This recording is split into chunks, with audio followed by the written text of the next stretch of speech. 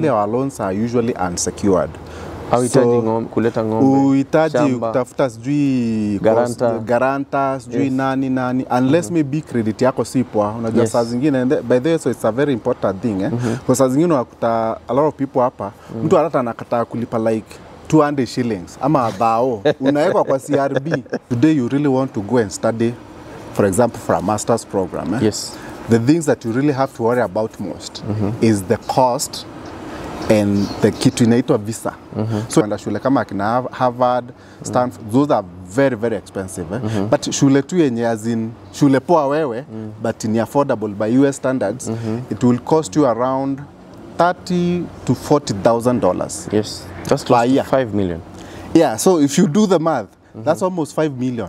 Hiyo mzigo yote umesikia tukisema, hiyo yote, you basically don't have to figure out utatoa hiyo pesa wapi. Hiyo pesa yote ya relocation, it's about $5,000, which would equate to around maybe 800, 750. So what we do in the Kenya Airlift program, we basically help you in financing that whole process. Inakuwaje tuango nguvu, mimi naitwa presenter Ali, your entertainment PA. The A is always for amazing siku zote. Natia bidii kuhakikisha kwamba nakuletea stories tofauti, and today we want to have an amazing conversation with one Bob Mwiti. Are you a student, or do you know a student who actually wants to pursue higher education, you know, away from Africa, that is in the US, in the UK? Yes, today we have a solution for you, na nimekuja kupiga naye story, of course tuweze kujua all about the Kenya Airlift program, how does it work, and if someone is actually interested, you know, in being part of the Kenya Airlift program, what are the procedures, you know, you're going to use to be able to do that. Lakini kabla tuzungumze sana, wacha Mr. Bob introduce. How are you doing? I'm good. How are you, Bwana Ali? Yeah, niko salama kabisa. Safari imekuwa nzuri? Safari imekuwa poa. I just came the other day. Yes. Nilikuwa na safari refu sana. Kutoka all the way from Florida mpaka hapa Nairobi. Took like almost 2 days with delays here and there. But tuko hapa tu. Wow. Karibu nyumbani. Nimefika tu just the other day, so I'm just trying to acclimatize. Kuna kabaridi kidogo. Yeah, kuna kabaridi Nairobi. It's July, by the way. Kwa mtu ambaye pengine anakutazama mara ya kwanza ama kuna watu niko sure wanakujua, lakini for someone who's seeing you for the first time, tell us, who is Bob Mwiti? So Bob, mimi ni mwenyeji wa, I live in Florida, in the US, but actually I'm originally from Kenya. Mimi ni jamaa kutoka huko Mount Kenya, East pande za Meru. Meru huko kwa Mira sasa huko. Huko ndiko home. I grew up there in Meru County, in the village actually. I grew up in a place called Gikumene I grew up in a place called Gikumene. I went to a school called Gikumene Primary School, which is basically like a village shule tu zile za shule village tu yani. Ile tu mnaenda viatu, amna viatu kwa shule, that kind of life. You know, just like any normal kid. Just like any normal kid. African kid. Normal African kid.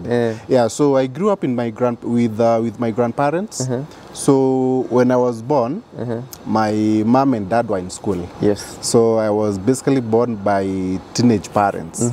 So my dad was in Form 2. My mom sijui alikuwa amemaliza like, I think those days ilikuwa like class 7 or something. Yeah, so nikazaliwa. I never really had a chance of living within one of them. So nikapelekwa tu kwa my grandparents. So hao ndio walinilea.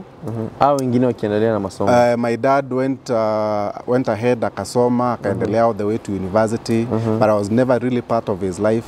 Yara sikuwa namjua. So I grew up knowing my grandparents. I thought they were my parents actually. Yeah, so and then my mom, I think after like maybe 4 years hapo akaolewa somewhere else. So I don't even recall actually even living with my mom. Yeah, so I grew up with my grandparents. They were a very humble family, you know. Ile tu family tu za kawaida. Yeah, so I went to the local primary school here Gikumene. In school I was very good in school. So in 1997, that's when I did my KCPE. I did quite well. I had scored a plain A, mean grade in KCPE, and I got an opportunity to go to Nairobi school. Lakini sababu ya shida za pesa. Poverty, my friend. It's no joke. No joke, eh? Yes.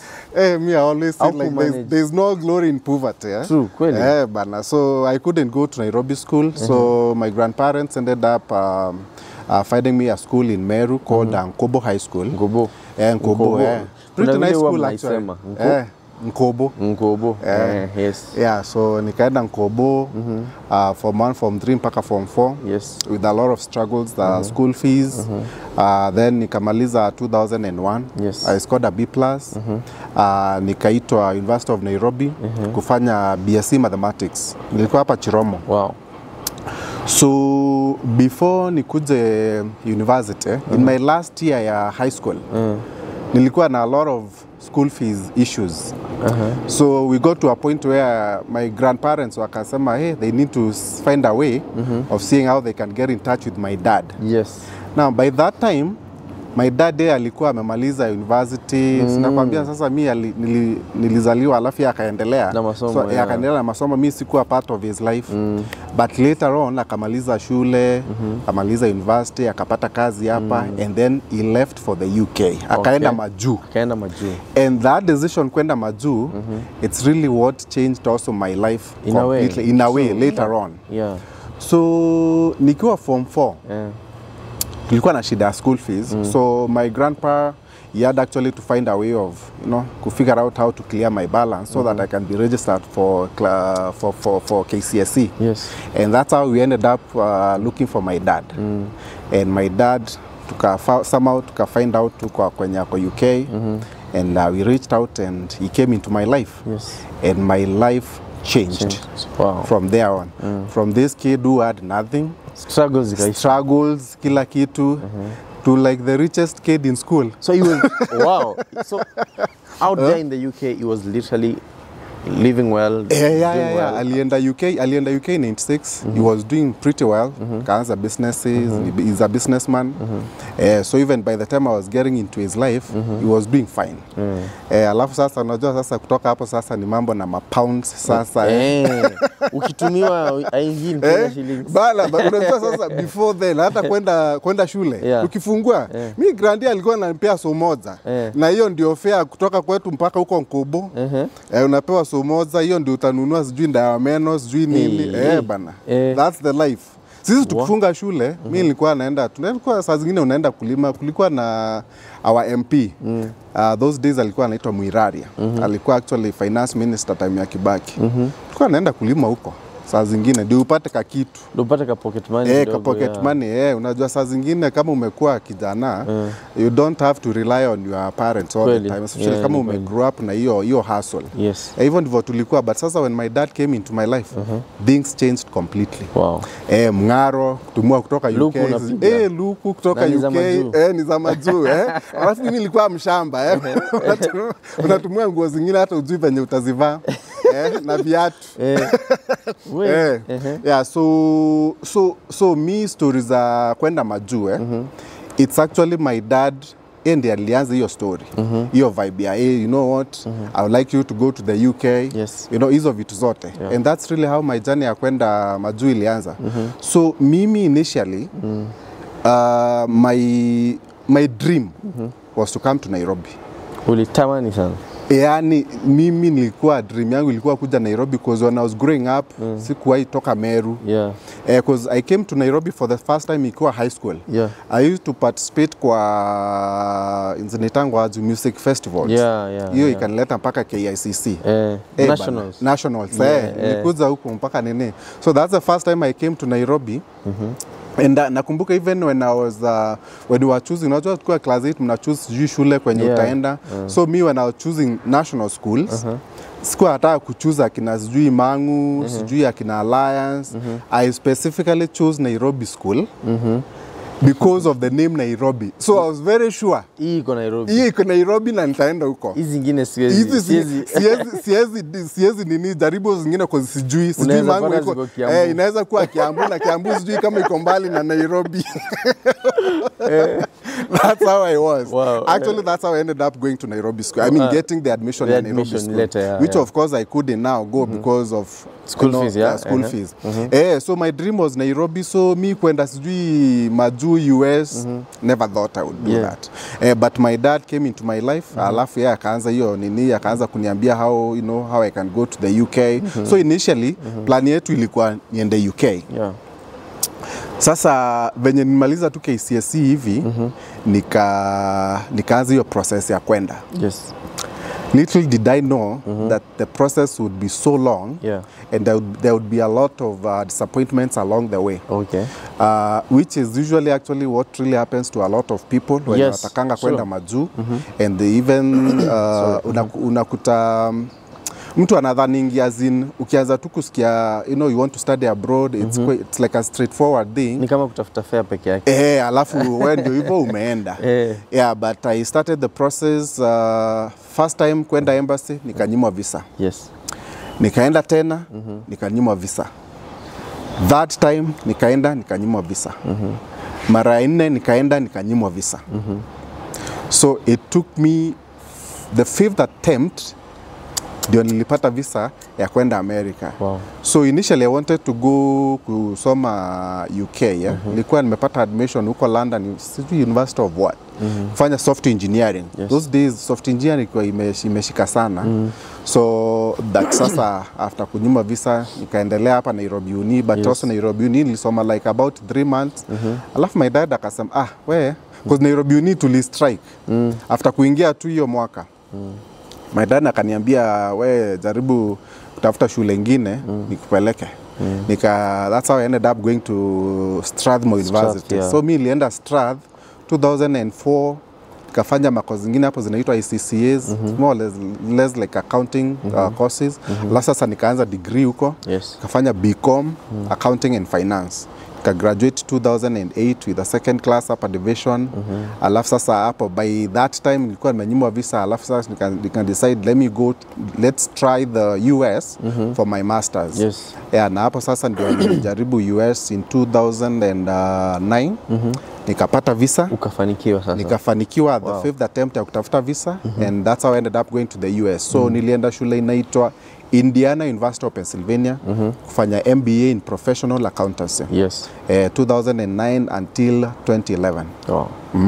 Wow, that's quite a journey. I mean, you never thought you're going to end up there.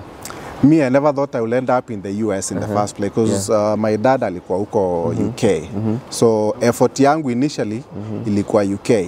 But sasa venye vitu hazikukuwa nini, so tuka shift focus, nikasema let me try the US. And that's how I ended up going to the US. Is there a way, you can say that whatever you are doing right now at Kenya Airlift program, of course you're going to explain to us what it is later, but is there a way it is related to your journey? Is there a way it was inspired by your journey? Actually, yes, because in fact, actually, for me to start the Kenya Airlift program, it was out of my own personal challenges, what I went through. So before even we get there, maybe I can give you a little bit of some background. So venye nilienda US as a student, so me, I was just happy that I had just gotten the visa.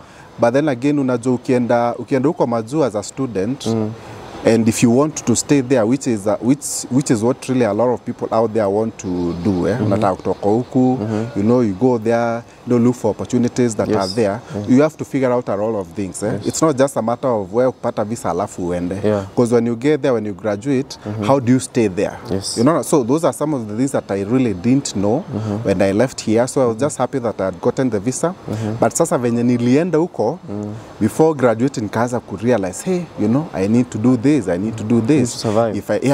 If I want to stay there and look for a job, I can't stay on a student visa. I have to figure out how do you transition kutoka student visa into now being on a work visa.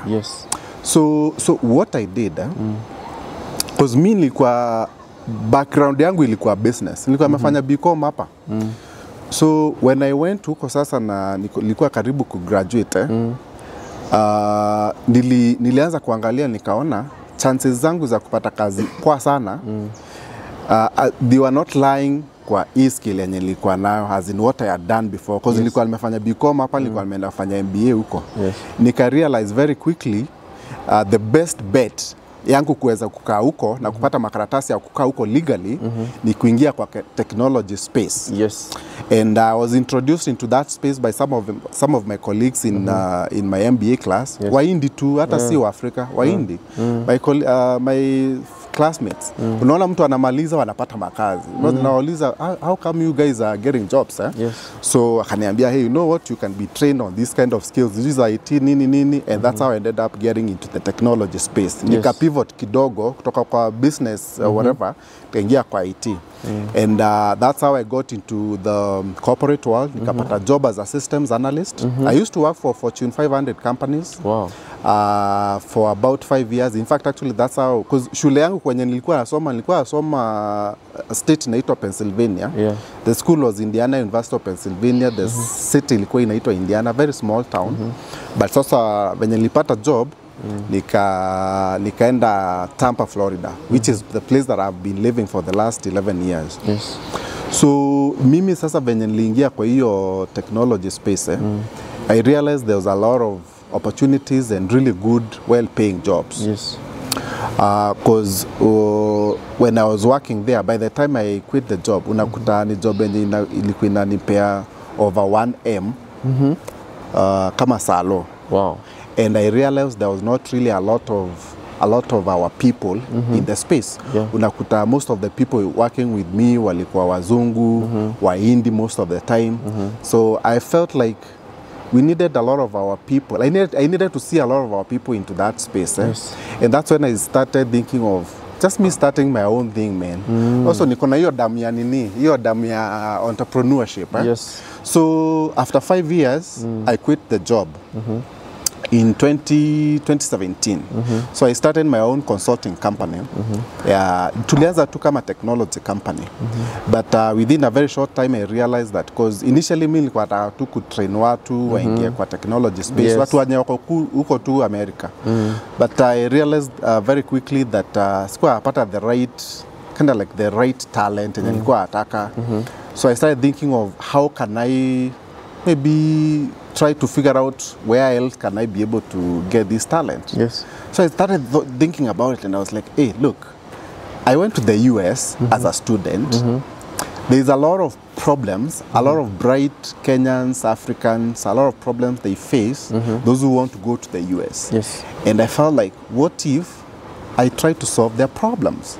And since I came there as a student, and I know those challenges, challenges za kukuja, hiyo process ya kukuja, it took me so many years, getting denied visa so many times, you know, finding schools, which school you want to go to, you know, and the biggest of them all, finding the money. Because mimi unajua, mimi nikienda huko, pesa ikuwa shida sana because my dad alikuwa amekuja kwa life yangu. But the fact that I grew up in poverty, me I tasted poverty ile azin unajua shida, yani mtu kama ana pesa shida yenye anakuanga nayo. So I knew that.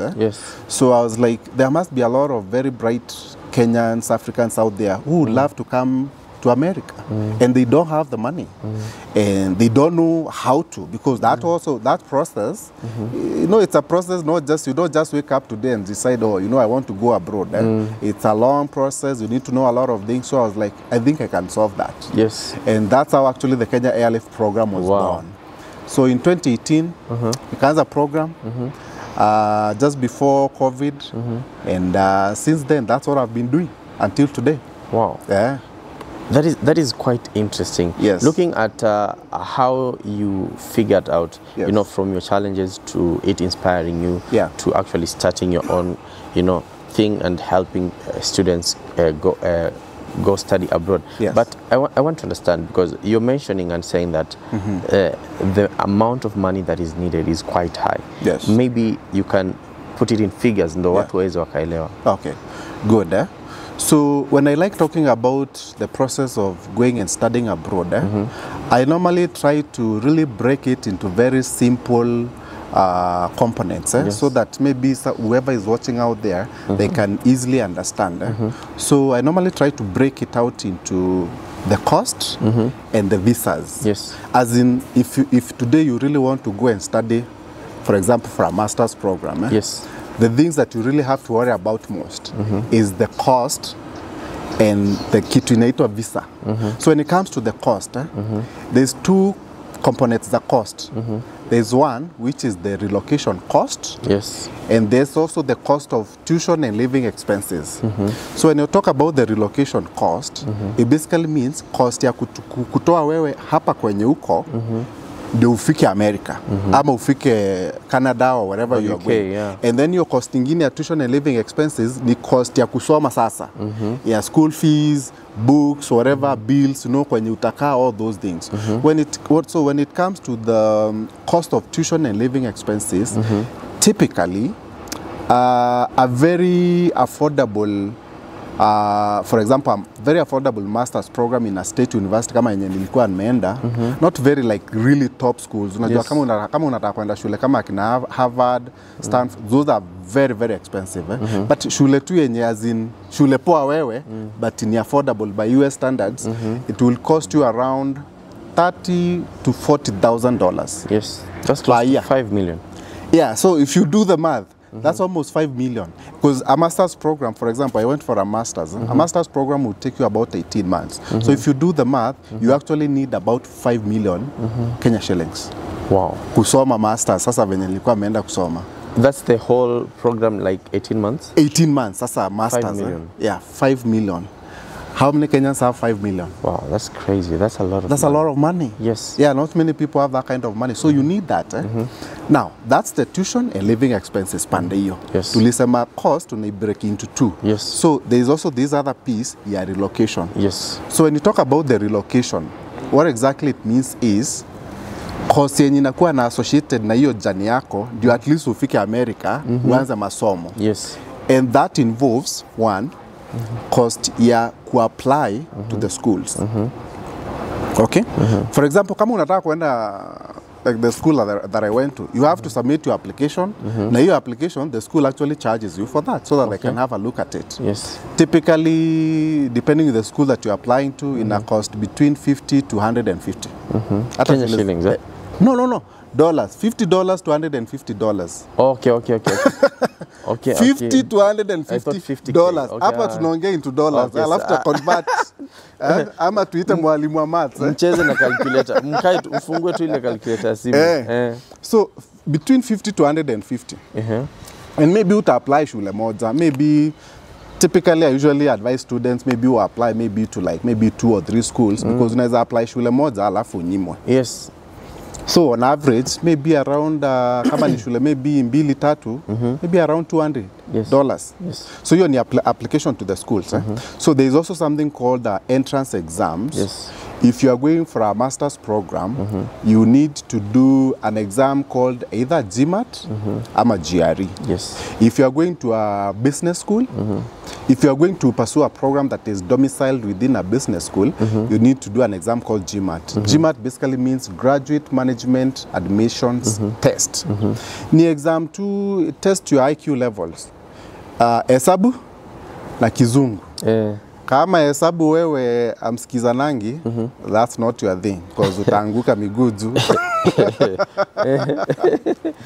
Alafu kuna exam inaitwa GRE. GRE means Graduate Records Examination. Yes.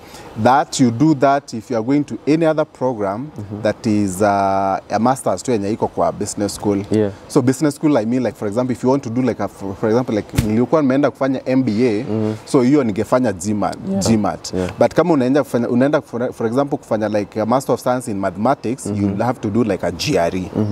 So your exam they cost money. GMAT ina cost $250, GRE ina cost $220. Na ukifail ukirudia unalipia tena. Ukifail unarudia tena. Na unalipia tena. Unalipia exam tena. So that's another cost, part of the relocation. Yes. So there's also something called evaluation of transcript. So evaluation of transcript is basically because unajua transcript zetu za uni hapa si kama za huko majuu. Yes. So when the universities are looking at your qualifications or your credentials, they try to align what you've done with the grading scale ya huko. Yes. Naitangwa GPA. Yes. So sometimes the school will ask you to convert transcripts zako, they match with what they have on the other side, so I can be able now to evaluate kama you fit into umefika kiwango yenye inatakikana kuingia kwa kulingana na system yao sasa. Exactly. Yeah, so that evaluation of transcript would cost you around $250. Wow. Okay? Okay. Now, tumeongea application ya shule, evaluation of transcript, you know, GMAT, GRE, hiyo ni cost ya kurelocate. Also, when you get an admission to a school, most universities out there, they want you to reserve that spot hata before upate visa. Yes. It's called enrollment deposit, which basically in a range between, kuna universities who has a chance as low as 200, na zingine to as high as $2,000. Wow. $2,000, man. Hiyo ni pesa ngapi ukipiga hesabu ya Kenya? It's a lot of money. Yeah. Na hujapata visa. Yes. Okay. They want to, they want you basically to pay this amount na bado hujapata visa. But it's usually your enrollment deposit, they usually refund it, just in case you get denied visa. But still, it's money that you have to find up front. Yes. So that's another cost. And then now there's the visa itself. Visa hapa ya America, for example, American, it's $185. Yes. You have to figure out where to get that money. Yes. Alafu kuna cost ya something called service. Yes. Service is pretty much like ni cost tu yenye inalipa as part of your visa, but it's paid to migration agency back in the U.S.A and you ina manage student records ukienda huko. It's $350 that you have to pay. Now, once you get your visa, before uende, you need to do medicals. Yes. Kufanywa sijui sijui immunizations, sijui hizo vitu zote. Test sijui what, TB, all those things. It cost money, around $200. Also, kuna pesa ya kutafuta ndege, because huwezi enda na nduthi ama basi. Lazima uende na ndege. Utaenda na ndege. Utake usitake. Utake usitake, utaenda na ndege. Ndege, for example, right now actually we are booking students when wanaenda August. It's usually very expensive around this time, depending with where you are going, in a cost between $1,500 to even $2,000. Yes. Unaweza piga hii hesabu uone ni pesa ngapi ya Kenya. $2,000, that is $260K. Imagine. Wow. Hiyo ni flight ticket. Sasa ukifika pande ile, also before you register for your classes, especially America, universities always register for classes kama una something called insurance, because health insurance huko America, I mean health care America, it's very expensive in as much as it's good. Yes. So you need health insurance, na hiyo inaweza kukost around $1,200. Okay, that's part of the relocation cost unafaa figure out. Then of course also utafika shule aje kutoka kwa airport mpaka shule. America is very big. Unaweza kuta kwenye unatoka from the airport to your school, it's like kama shule yenye nilienda, it's like 2 hours drive. Kutoka kwa airport mpaka shule. Ni kama umefika Nairobi alafu uende Nakuru. Actually, yes. Wow. Na unajua kwanza hata ni mbali, cause unajua huko majuu, huko for example like kama U.S. Barabara ziko poa, they are very wide, so unaona ukispend like 2 hours kwa barabara. Hey my friend, umeenda sana. Yeah, because also the country is very vast. Yeah, so you have to figure out your pesa. Utapata wapi? Unajua you have to take Uber ama arrange with the school shuttle and all that. Nothing is free. America unajua saa zingine watu wanadhani vitu ni free, but unajua that's also a capitalist country. So, you know, you have to figure out. Then also when utakaa, ukifika shule, where will you stay? Accommodation America, your student, it's averagely, this is shared accommodation, it's around $700 a month. Yes. The shared accommodation, ile mnakaa like for example maybe 4 students, ka apartment, like a 4-bedroom apartment, kila mtu ako na nini yake, room yake, alafu mna share like living room, na bathroom na kitchen. Unalipa averagely, inadepend anyway, inadependa kwenye, kama uko huko New York it's like $1,500, kama uko na huko shared, na tunasema ni dollars. Yes. By the way, kwa mtu ambaye anatazama, ukisikia $1,500 usidhani ni Kenya shillings. Hapa bei ni ya dollar shared. That is crazy. It's crazy. And then of course also you have to figure out, you know, maybe the rent deposit. Yes. Yeah, the same amount. So averagely maybe $700. So basically what Kenya Airlift program is doing is you're helping them, unatolea mzigo at hand, like right now. Hiyo mzigo yote yenye umesikia tukisema, hiyo yote, you basically don't have to figure out utatoa hiyo pesa wapi. Hiyo pesa yote ya relocation, it's about $5,000, which would equate to around maybe 800, 750. So what we do in the Kenya Airlift program, we basically help you in financing that whole process. Pesa ya kusoma huko yenye tulisema ni like 5 million, you don't have to figure out where to get the millions. And then also hii part ya kurelocate, you don't have to worry about all these other funds. So what we basically do is, kwa hii ya kurelocate, we normally require students to contribute something small. It's usually $1,100 as a regular student. Una contribute that, you get into the program, and then you go through the process. We'll pay everything that you need. Paka ya ticket, kila kitu, uko sorted. Once you succeed, upate visa, uko sorted. Ukifika pande ile ingine, what we normally do in the program, we have lenders, partners, kutoka huko U.S., basically a bank, wenye wanatusaidia na hiyo pesa, hiyo milioni yenye tulikuwa tunasemea, and we are able now to facilitate students waweze kupata hiyo pesa also as a loan. Usually our loans are usually unsecured. Kuleta ngombe, uhitaji kutafuta sijui garanta sijui nani unless maybe credit yako si poa. Unajua saa zingine, by the way, so it's a very important thing kwa saa zingine unakuta a lot of people hapa, mtu hata anakataa kulipa like 200 shillings ama dhao unawekwa kwa CRB. Imagine. Na hiyo unajua inakucost sana. So it's very, very important. Young people out there, please. Pay your pay your dues. Kama umekopeshwa kwa kitu lipa tu. Because that one can really mess up later on. So usually help ainanga shida, because actually help hata huwa it doesn't appear anywhere on the credit report. We normally run your credit report tuangalie tuone kama you can be financed. Na with that we are able to finance the students. Also additionally, by the way, universities, we have partnership with universities on the other side. About 25 right now, and some of them also give us scholarships. Not necessarily like full, but tunakuta for example, if a school maybe kusoma huko inaweza cost like 4 million or 5 million, inaweza kuta maybe some of the universities they are waiving like $1 million just because you are part of the program. So those are the things that we do in the program in terms of the financing. Then also the most other important thing within the program is career support. Because when umesikia venye nilikuja huko, me I was struggling to figure out things. And most of the time when you're on your own, you know, you don't know. And for us, what we've really done is to build a big community over there. Na tunasaidia, you know, we guide you through. You are basically not on your own. Ukifika huko America, for example, most of the universities that we have built big communities around those universities. Unakuta, for example, some of the classes, unakuta like at least a third of the students, no students wa program yetu.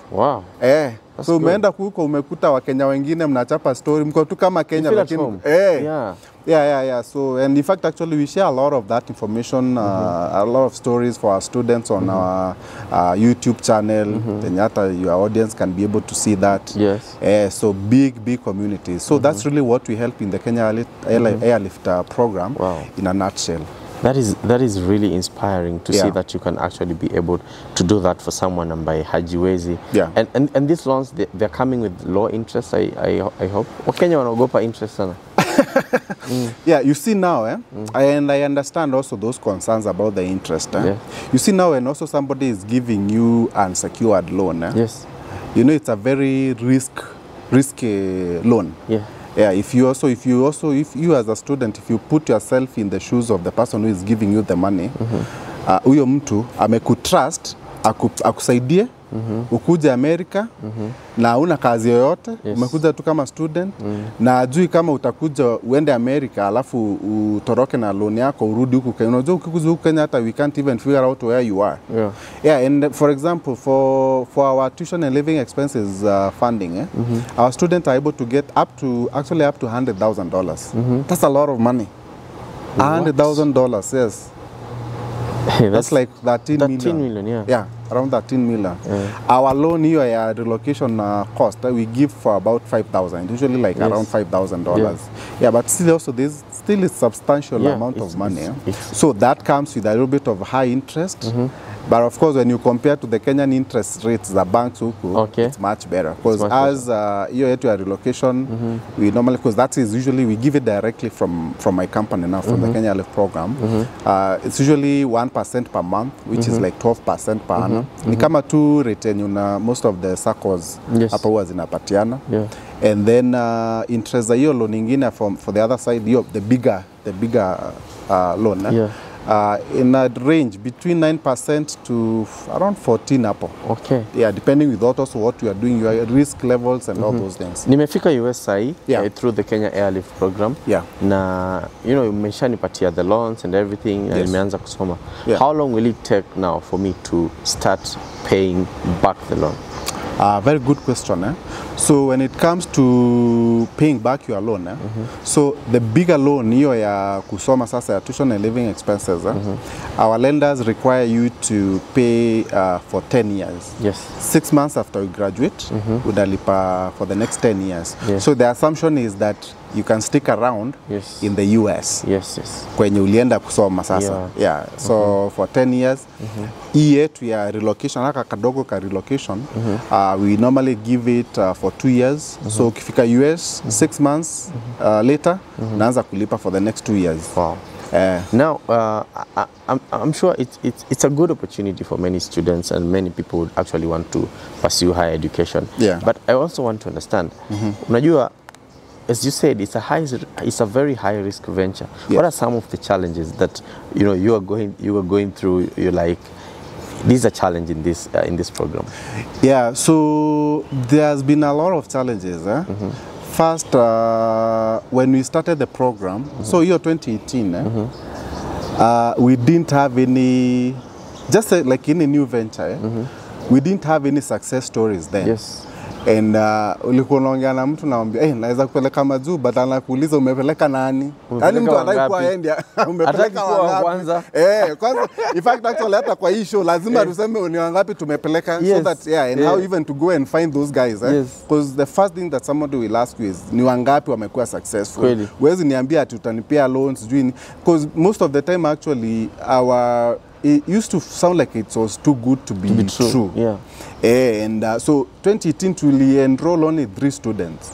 Imagine umeanza kitu, I had quit my job that was paying me so well, started this thing, and then the whole year it's only 3 students who actually believe in you. Na si eti wameleta pesa, ni loan umewapea. Na unawapea loan. So unajua sasa there is that initial contribution tulisema 1,100 which they have to commit. Kwa saa zingine unajua watu also wanataka like everything free. I always tell people like in this life there is nothing that is entirely free. Also even you at the end of the day it can't be the other party ndio ana risk ni pande yao. Wewe hakuna risk unataka.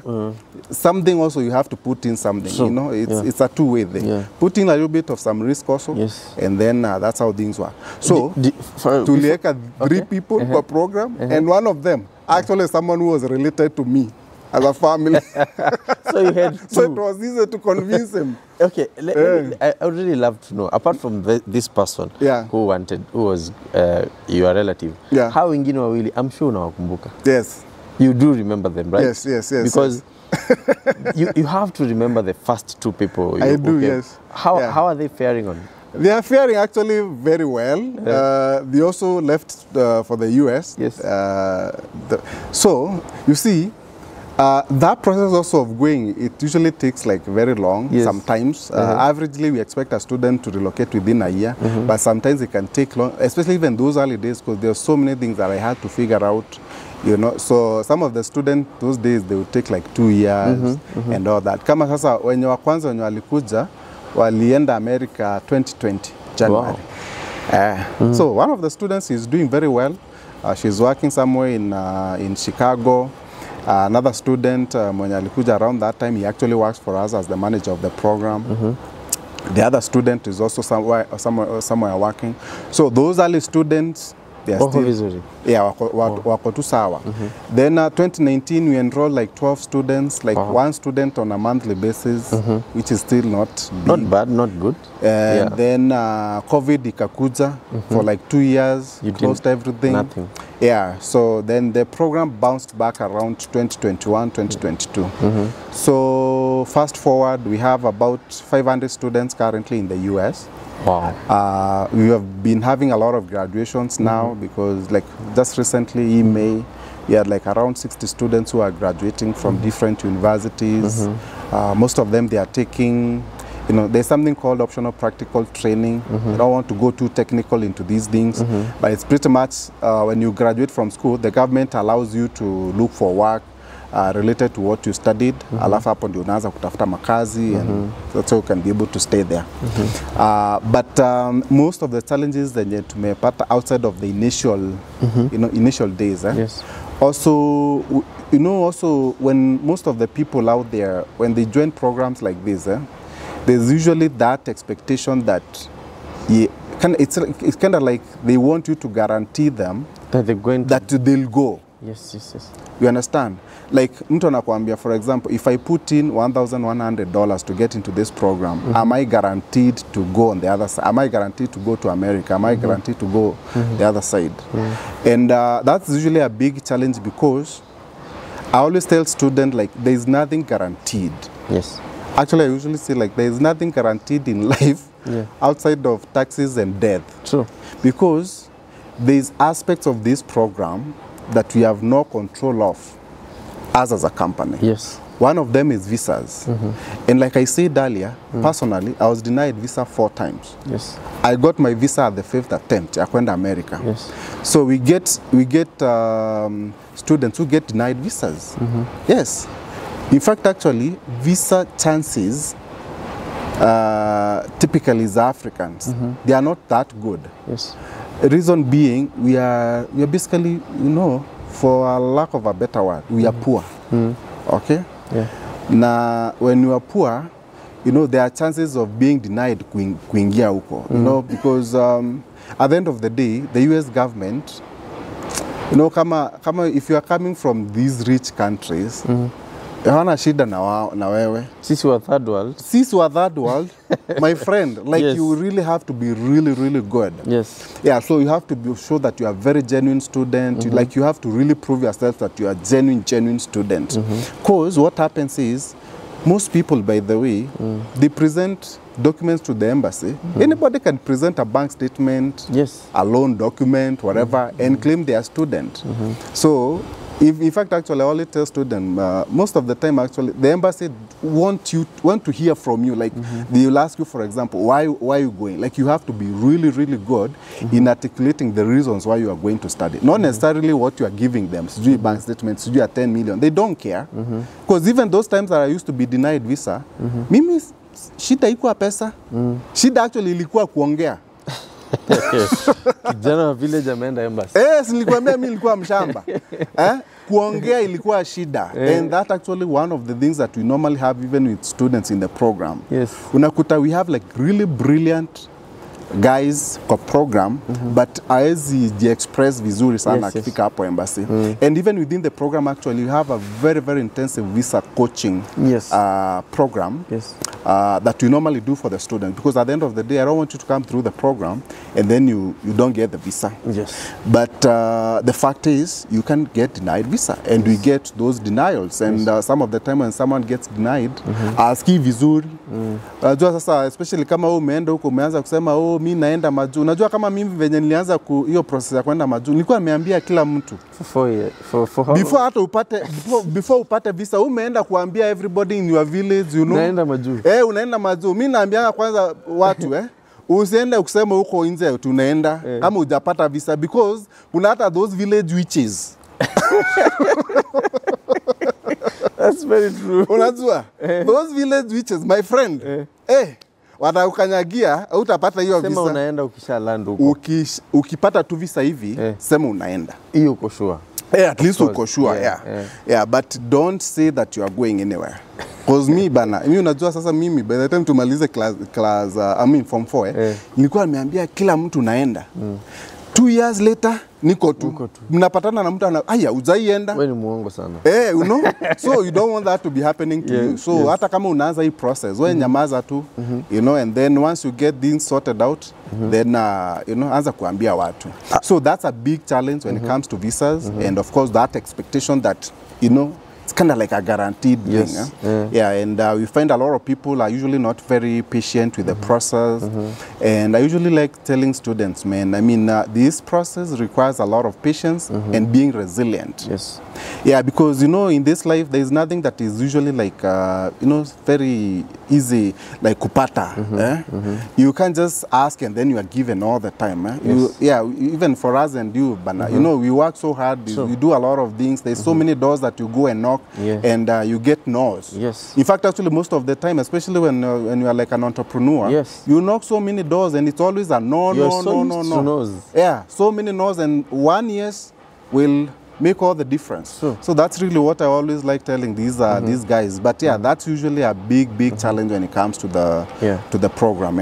Interest to actually know, once I pay the $1,100, and basically I go through all the tests, I pass my exams, but I get denied the visa. As I continue trying to apply for the visa, and am I doing this still under, you know, let's say 2 years later, am I still doing this under Kenya Airlift program, or do I need to pay any other amount? Very good question. So normally there is a few things that if for example, if you, let's say you get into the program, you are sitting for this GMA GRE exam, there's a pass mark that we have within the program. It's very achievable. If you don't get it, you have to repeat for you to progress with the process. For when you repeat, you pay again. Because umeanguka. Na hiyo exam ni 250 GMAT, GRE ni 220. So you pay again. And ni dollars. Si Kenya shillings, ni dollars. Alafu kuna, for example, ukienda visa, most of our students actually get visas on the first attempt, but there is quite a number, of course, also who get visas at the second attempt, third attempt, and even fourth. Actually, there's a student, the last student when tulipeleka in January, there's a student there who got his visa at the fourth attempt. So you get those cases. Unakuta maybe you hata uko kwa hii process, in as much as you are saying it's like a year. Unaweza kuta uko kwa program for like 3 years before upate visa. Yeah, depending with how good you are. But if you get denied visa, then of course you reapply again. Embassy itakurudishia pesa. So you have to find that money. But you still remain within the program. So utaenda kutafuta sijui another 1,100 hapana. So it's those other things. For example, every time you go to the visa for the visa, basically have to pay again, like that. Yeah, that is quite you know, interesting to see the way the Kenya Airlift program does you know, take students from Kenya to the US to the UK through all those procedures, and you actually take care of I'd say over 90% of whatever is needed. And I also want to understand, because earlier on, I think you had mentioned to me off camera that you also have students who are not only from Kenya. You're having people from Togo, you know, from other parts of Africa. Maybe if there's someone who's watching and they are in another country, do you still take students, you know, from other countries apart from Kenya? Yeah, actually it's true that we've been having a lot of interest from other nationalities. Kuna students who are like Togo, already wako US, Tanzania, you have a few students. You have a few students from Zambia. You get a lot of students from Ghana, Nigeria, and also Sierra Leone. They usually reach out to us because I can also have like some following on social media, on Facebook and a little bit on YouTube. So somehow they find us uko and they reach out. So with that, imefika mahali sasa we want to rebrand the program to be able to accommodate those other students. Because as in as much as we accept them into the program, the fact that program in Itangwa Kenya, the Kenya Airlift program, it's like they usually don't feel part of it. Yeah. So what we are trying to do is we are trying to rebrand the program into International Scholars Program. Okay. So we are in the process of that. Actually, there's been a lot of effort in terms of our digital footprint, changing the names and things like those, our YouTube channel, unaweza kuta imeandikwa the International Scholars Program before it was the Kenya Airlift program. Our new offices, branding and all that, it's the International Scholars Program. So that's really where we are heading to. But officially, we expect all this to be completed by January. By January. Next year, yeah. So anybody out there who is watching us, in as much as we are talking about the Kenya Airlift program, you search the Kenya Airlift program on the internet, you'll be able to get it. You can apply, you can read our handbook. But also if you search the International Scholars Program, although it's a very new domain, so unaweza ipata like 3-4 pages on Google. Later, But hii ingine Kenya, optimization, so lazima ipande. So that's also why we are giving ourselves enough time. By the time, maybe by January, maybe itakuwa zimepanda.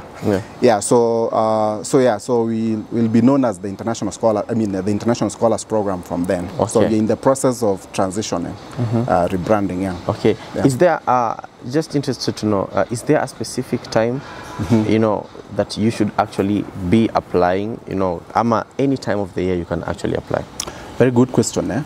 So normally to join the program, we take students on a daily basis because like I said, the process takes on average a year. It can take longer depending with how your progress is.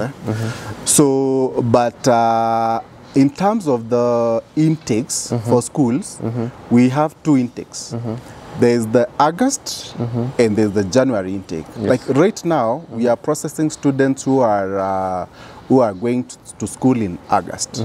So we've been doing the admissions and visas and all those things. But we expect to take about 150 students. This month? Yeah, next month. Next month. Actually, some of them will start leaving at the end of this month. We have a party for them. Normally, by the way, we normally have like a luncheon every year. Yes. Yeah, we call it the Kenya Airlift Program Annual Luncheon. We've been holding it at the Safari Park Hotel every year, but right now, this time we are at the Pan-Afric, Sarova Pan-Afric, next week but one. Yeah, so, and that event is usually our signature event where we normally celebrate students who have gotten visas and who are relocating to the U.S. Wow. Yeah, so it's usually August and January. August is our biggest intake. January, ni ile tu kwangi big intake for most of the schools. Unaweza kuta take maybe like 100 or even less than that. Wow. Pengine kwa mtu ambaye anataka kukuja physically kuongelesha, physically you know, to get to know the procedure, physically of course to pay. Where are your offices located? So we are currently located in Westlands. Tuko na ofisi hapo place inaitwa The Mirage, Tower 1, 8th floor. That office is located next to GTC, the tallest building in the country. In the country right now. Hapo tu off Waiyaki. Ni Waiyaki ama inaitwa? Yeah, Waiyaki, yeah. Yeah, so we just moved in there. Tulikuwa another place on hizo pande za Thika Road, but tumekuja hapo Muthaiga. I mean hapo Mirage, Mirage, the Mirage. So that's where we are. That's where you can find us. We also have our biggest office, which is our operations hub, is in Meru. So that's where all things happen. The headquarters. The program, in as much as hiyo ndio the hub and it's the biggest office, of course our headquarters iko huko U.S. So we also have an office in Tampa, Florida. Yes. Yeah, so we have some team there. Hapa Nairobi sasa hapa hii office yetu hapa Nairobi iko mostly our engineering team who help us build our systems. And then we have also customer service team, just in case you kuja hapo and you have inquiries, we have our team there. It's a smaller office than the one is in Meru. The Meru one is quite big because that's where everybody is.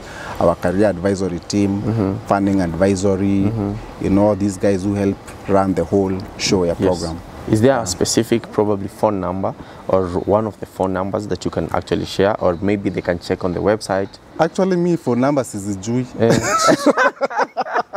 US only unajua. But what you can do, if you are interested in getting into the program, so what you need to do is you go to our website. Yes.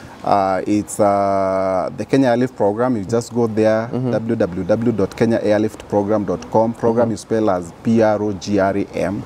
Na ndukwa tu kama pande ile. Because si ile program ingine ya MME. Yeah, so ukienda kwa your website, you'll be able to see our phone numbers za Nairobi, za Meru, zote hapo. Zetu za US. Yes. And of course also even if you search the International Scholars Program, you'll find the same, pretty much the same information. Yes. Yeah, because that's the website that we'll be using from January moving forward. Wow. Yeah, so those are our contact details. Natupigia. If you want to come to the office, you can come directly there. Our team will be there and can be able to answer all the questions that you may have. Also, we do normally have a Telegram group. So when you go to our website and you try to download our program handbook, there's a link there and it can take you to our Telegram group. And that group, you can join it, and then our team will be more than happy to answer any questions that you may have. Okay, I'm going to actually pin all those links. Yeah. You know, the Facebook one, the website, the Telegram link. I'm going to pin them in the comment section and also in the description, so that you can actually be able to get the right links to access the Kenya Airlift program. Thank you so much for coming. Thank you so much for actually enlightening us. For me, I didn't know kuna kitu kama hii inaendelea. You know, that's why I need to do more work. Yeah. Mimi sikujua watu wazuri. Mimi sikujua watu wanaweza wakapelekwa huko US, you know, by only paying $1,100 and you're getting this whole loan. I mean, it's a very big opportunity for any Kenyan out there, for any African out there. And maybe my last question would be, kwa watu ambao, you know, they're not in Kenya, probably they're in Qatar, U.A.E, and they have done their undergrad, and they're like, I think this is a program that would fit me. Do you still have space for them? Yeah, actually, we get a lot of students when you are outside the country. Yeah, we have students in Dubai, quite a number, huko Gulf, Qatar, those areas, Saudi also. We have students we have quite a number of students in Israel for some reason. I don't know, I think there's a program in I think sijui kama iko Nairobi University. Hapa napeleka students Israel kusoma stories za agriculture. Yeah, so we get a lot of students, those students who are in Israel who want to get into our program and come for masters kusoma huko. Because also agriculture, it's also connected with what we do. Because by the way, something that I didn't say, we normally take students when you're interested in a STEM. Yes, the STEM program. Yeah, STEM, basically science, technology, engineering, and math. And when I talk about STEM, sometimes people freak out. Anasema, oh, sijui nini, nilifanya sijui BA, sijui nilifanya BCom, kwani mimi siwezi ingia kwa hii program. So, in fact, actually, in as much as, yes, we take students who are interested in pursuing STEM for their masters, you can join the program with any undergraduate major. Yes. Hata kama ulikuwa umefanya nini, you can join as long as you're someone who is interested in pursuing STEM. Reason being, STEM skills, they are very marketable everywhere across the world. And then also, because of the fact that if you are pursuing a STEM program in the US, you get a work authorization of 3 years, up to 3 years. A typical, just a regular program will give you about 1 year of work authorization as a student, so which is a big deal. You want to, most of the students out there, they want to go there, look for opportunities to stay there, you know. And that gives you an edge when it comes to those things. Wow. Thank you so much. Kuna kitu sijakuuliza, unataka kuaddress, unataka kuelezea? Actually, I don't think so. I think tumechapa story yote. Yeah, so for anybody who is out there and they are thinking of, you know, pursuing this journey of going and studying abroad, whether through a program or just on your own, my advice is that process is not as straightforward as sometimes people tend to think. It's a process that requires a lot of patience and a lot of resilience. Because if you're not patient, you're going to be very frustrated. Kwa saa zingine sasa maybe uanguke GMAT. Kama mimi nilikuwa nimeanguka GMAT by the way nikarudia. hiyo exam ni kali. Si mchezo. Si mchezo. So uanguke and then sasa unaona mtu ameanguka alafu they give up so easily. Yeah, so you have to be very, very patient. Also, you have to be very resilient. In the sense that ukianguka, you wake up, you dust yourself and keep on moving. Because like I said, even me personally, I was denied visa 4 times. So if I never kept on pushing, singekuwa hapa nikijaribu kusaidia other bright Kenyan students. So so that's really my advice to anybody out there who is watching me. And kama uko hapo and you want to follow me and see what we do, you know, I'm also on social media. I'm on Facebook. Facebook unaweza nipata kama Bob Mwiti. Niko TikTok, I think, niko X. Na niko Telegram, same names, Bob Mwiti. So kila mahali Bob Mwiti. Na kwa YouTube, our name for the YouTube channel is the International Scholars Program. Wow. I'm going to pin those links as said earlier on. Thank you so much, Mr. Bob, for coming. Nimeshukuru sana. Thank you also, and big shout out to you for the big opportunity you're giving, you know, to all African students out there. Mimi naitwa presenter Ali, your entertainment PA, the Ace for Amazing. What I do urge you right now is, if you are interested in the program, check the links in the description, get to know the ways that you can actually access. Now ujipange tu kidogo and come, and it's going to change your life. I mean, look at what Bob is doing. Imagine if you get 10 Bobs, 20 Bobs, 100 Bobs, we can change the whole of Africa. Behind the camera, we have Franca, the director. I'll see you guys in the next episode.